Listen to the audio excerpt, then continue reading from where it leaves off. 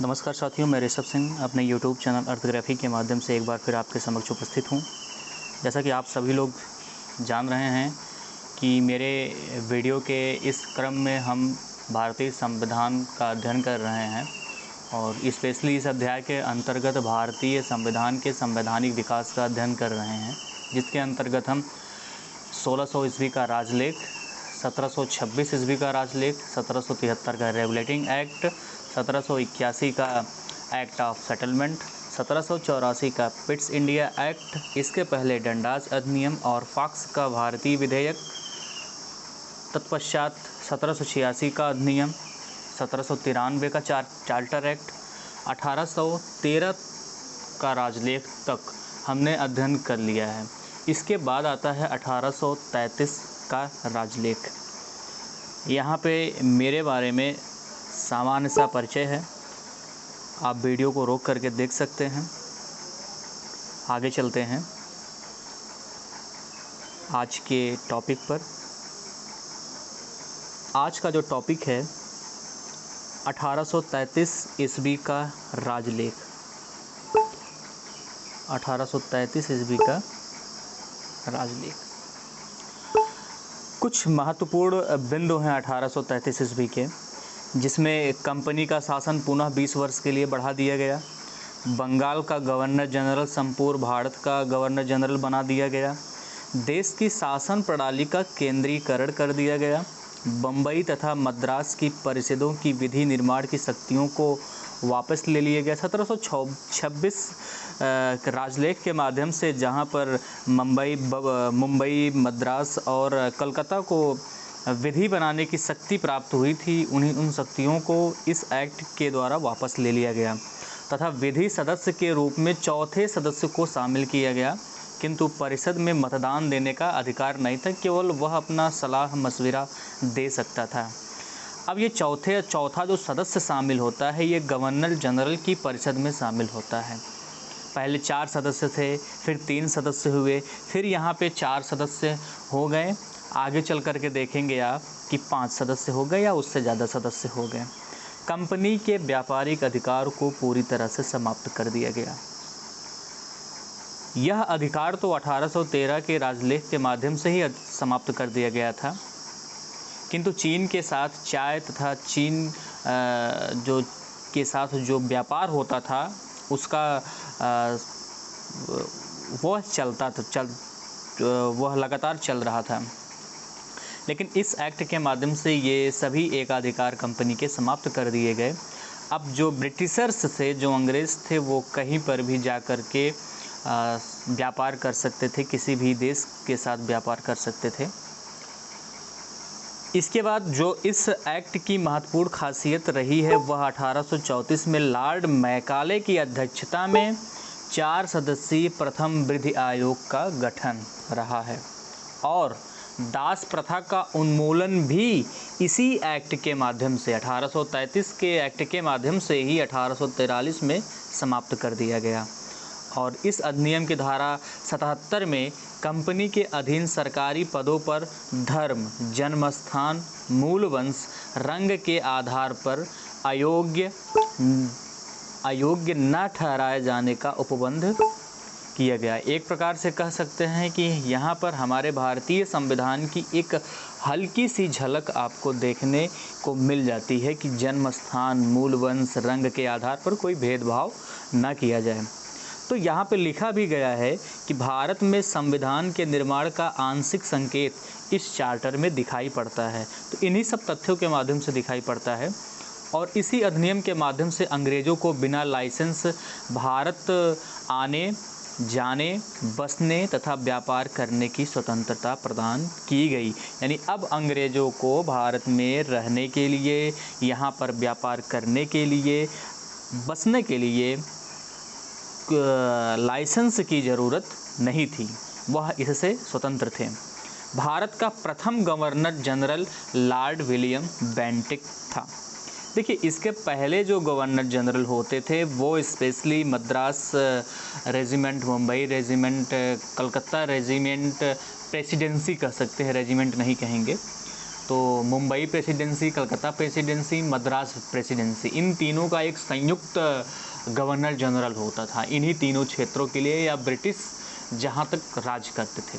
लेकिन इसके बाद जो 1833 ईस्वी में बदलाव हुआ है, उसमें यह हुआ है कि भारत प्रेसिडेंसियों को मिला करके जो गवर्नर जनरल होता था उसको भारत का गवर्नर जनरल बना दिया गया। और इस आधार पर जो भारत का गवर्नर जनरल था वो कौन था? Lord William Bentinck. तो यहाँ पे कुछ महत्वपूर्ण सारी चीज़ें रही हैं और जिसके द्वारा यह लगता है कि कुछ न कुछ महत्वपूर्ण चीज़ें जो भारतीय संविधान में लागू हैं इन सभी एक्टों से या राजलेखों से ली गई हैं। इसके बाद का जो राजलेख आता है वो 1853 का राजलेख आता है। 1853 ईस्ट इंडिया कंपनी के द्वारा या कंपनी के माध्यम से अंतिम एक्ट था। यह राजलेख भारतीय शासन के ब्रिटिश कालीन इतिहास में अंतिम चार्टर था। मैंने आपको शुरुआत में ही बताया था कि भारत में जो शासन होता है वो दो प्रकार से होता है। एक ईस्ट इंडिया कंपनी के माध्यम से होता है और दूसरा जो होता है ब्रिटिश सरकार के द्वारा या ब्रिटिश सम्राट के द्वारा किया जाता है। तो जो ईस्ट इंडिया कंपनी के द्वारा होता है वो 1600 ईस्वी से लेकर के 1853 तक या 1858 तक चलता है। लेकिन ब्रिटिश कालीन या ब्रिटिश सम्राट का जो हस्तक्षेप होता है वो 1858 से 1947 तक लगातार चलता रहता है। यह अधिनियम गवर्नर जनरल लॉर्ड डलहौजी द्वारा कंपनी के शासन में सुधार हेतु प्रस्तुत रिपोर्ट के संदर्भ में पारित किया गया था। किसके रिपोर्ट के आधार पर? Governor general Lord Dalhousie.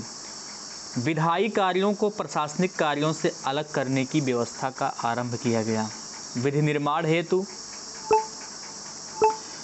Bharat के लिए एक 12 सदस्यीय विधान परिषद की स्थापना की गई।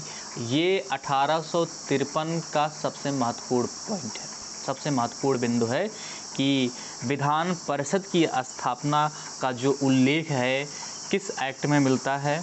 तो यह आपका 1853 का राजलेख है कि 12 सदस्यीय, कितने सदस्य थे? कुल 12 सदस्य थे। सर्वप्रथम क्षेत्रीय प्रतिनिधित्व का सिद्धांत भी लागू किया गया। तो पूछा जा सकता है क्षेत्रीय प्रतिनिधित्व का तात्पर्य यह है कि कुछ लोग हैं और उनको अपना अपना क्षेत्र रिप्रेजेंट करना है। जैसे वर्तमान समय में कोई भी ज़िले का किसी भी ज़िले का एक सांसद होता है, वो उस ज़िले का प्रतिनिधित्व करता है और हर ज़िले का जो सांसद होता है वो अलग अलग होता है। तो सभी लोग मिल करके अलग अलग ज़िलों का प्रतिनिधित्व करते हैं। तो वही कहा गया है कि क्षेत्रीय प्रतिनिधित्व का सिद्धांत इसी समय लागू किया गया। बंगाल के प्रशासनिक कार्यों के लिए पहली बार लेफ्टिनेंट गवर्नर की नियुक्ति की गई। अब चूंकि बंगाल का जो प्रशासनिक कार्य हो रहा था वो कहीं न कहीं गवर्नर जनरल के अंतर्गत हो रहा था, लेकिन 1833 के राजलेख के माध्यम से उसे संपूर्ण भारत का गवर्नर जनरल बना दिया गया। अब संपूर्ण भारत के गवर्नर जनरल के लिए स्पेशली बंगाल पर या अन्य प्रेसिडेंसियों में फोकस कर पाना उचित या फोकस नहीं कर पाए। तो इसी कारण जो है एक नए पद का निर्माण किया गया, लेफ्टिनेंट गवर्नर। विधि सदस्य को गवर्नर जनरल की परिषद का पूर्ण सदस्य बना दिया गया। इसके पहले 1833 के माध्यम से जो चौथे सदस्य की नियुक्ति हुई थी विधि सदस्य के रूप में, जिसको वोट देने का अधिकार नहीं था, उसको अब पूर्ण सदस्य बना दिया गया। कंपनी के कर्मचारियों की नियुक्तियों के लिए नामजदगी के स्थान पर प्रतियोगी परीक्षाओं को आधार बनाया गया। कॉम्पिटिटिव एग्ज़ाम्स आज इसी की सबसे ज़्यादा मारा है। तो सबसे पहले किस राजलेख में प्रतियोगी परीक्षा का उल्लेख किया गया है? तो वो आपका 1853 का राजलेख है। निदेशक मंडल के सदस्यों की संख्या 24 के स्थान पर घटाकर 18 कर दी गई। ब्रिटिश संसद को किसी भी समय कंपनी के शासन की समाप्ति करने का अधिकार दिया गया। यानी अब इस राजलेख में बता दिया गया था कि कभी भी कंपनी के कार्यों को समाप्त किया जा सकता है। तो यहाँ पर 1833 के राजलेख तथा 1853 के राजलेख से संबंधित कुछ महत्वपूर्ण बिंदुओं की चर्चा हो गई। अब ऐसे यहाँ से क्वेश्चन किस प्रकार पूछे जा सकते हैं? कर्मचारियों की नियुक्ति के लिए प्रतियोगी परीक्षा को आधार किस अधिनियम द्वारा बनाया गया? तो 1853 के चार्टर अधिनियम द्वारा। विधि सदस्य को गवर्नर जनरल की कार्यकारिणी का पूर्ण सदस्य कब बनाया गया? 1853 में। भारतीय विधान परिषद में क्षेत्रीय प्रतिनिधित्व का सिद्धांत किस राजलेख द्वारा लागू हुआ? 1853 के राजलेख द्वारा हुआ। 1833 के पहले ही सती प्रथा का अंत लॉर्ड विलियम बेंटिक द्वारा 1829 ईस्वी के अधिनियम द्वारा 17वें नियम के माध्यम से कर दिया गया। अब यहाँ पे इम्पॉर्टेंट बात यह रही है कि जैसा कि हम लोग 1813 के राजलेख के बाद डायरेक्ट 1833 पढ़ते हैं, तो इसका मतलब यह नहीं कि इसके बीच में कुछ सुधार नहीं हुए थे। 1833 महत्वपूर्ण था, लेकिन इसके पहले ब्रिटिश संसद ने 1814, 1823 और 1829 में अधिनियम द्वारा कंपनी को कुछ अधिकार प्रदान किया गया था, और शायद 1829 के ही अधिनियम द्वारा जो लॉर्ड विलियम बेंटिक द्वारा सती प्रथा का अंत किया गया। इसके बाद आपका आता है 1833 का तीसरा चार्टर एक्ट, यानी 1813 के बाद 1814 में आया, 1823 को आया, 1829 को आया, फिर 1833 और अंत में 1853। 1853 का जो राजलेख था वो भारतीय शासन के इतिहास में अंतिम चार्टर था, और 1833 के राजलेख के पूर्व निर्मित विधियों को विनियम कहा जाता था, जबकि इस अधिनियम द्वारा निर्मित विधियां अधिनियम कहलाती थी। दूसरे शब्दों में भारत के गवर्नर जनरल की परिषद द्वारा निर्मित विधि को अधिनियम कहा जाता था। तो यहाँ पे 1833 और 1853 के चार्टर एक्ट से संबंधित कुछ महत्वपूर्ण बिंदु हो गए। आगे हम चर्चा करेंगे भारत सरकार अधिनियम 1858, जिसके अंतर्गत यह देखेंगे कि किस प्रकार से लॉर्ड पाल्मस्टन, जो कि वर्तमान तत्कालीन प्रधानमंत्री थे, ये भारत सरकार अधिनियम 1858 लाते हैं, विधेयक प्रस्तुत करते हैं ब्रिटिश संसद में, लेकिन किन्हीं कारणोंवश इन्हें इस्तीफ़ा देना पड़ जाता है। तो उसके बाद आते हैं लॉर्ड डर्बी, जो प्रधानमंत्री बनते हैं, इनके द्वारा 2 अगस्त 1858 को महारानी विक्टोरिया के हस्ताक्षर के बाद यह जो विधेयक होता है कानून बन जाता है, और भारत शासन अधिनियम 1858 के नाम से जाना जाता है, जिसका प्रमुख उद्देश्य यह था कि जिस प्रकार से 1857 की जैसी विद्रोह घटनाएं उत्पन्न हुई थी वो दोबारा ना उत्पन्न हो। इस अधिनियम की महत्वपूर्ण खूबियां थीं, कुछ महत्वपूर्ण बातें थीं जिनकी चर्चा हम अपने आगे आने वाली वीडियो में करेंगे। और आप सभी लोगों से विनम्र निवेदन है कि आप मेरे इस वीडियो को अधिक से अधिक लोगों तक पहुंचाएं, और जो आपके महत्वपूर्ण सुझाव हों वो हमें प्रेषित करें। धन्यवाद।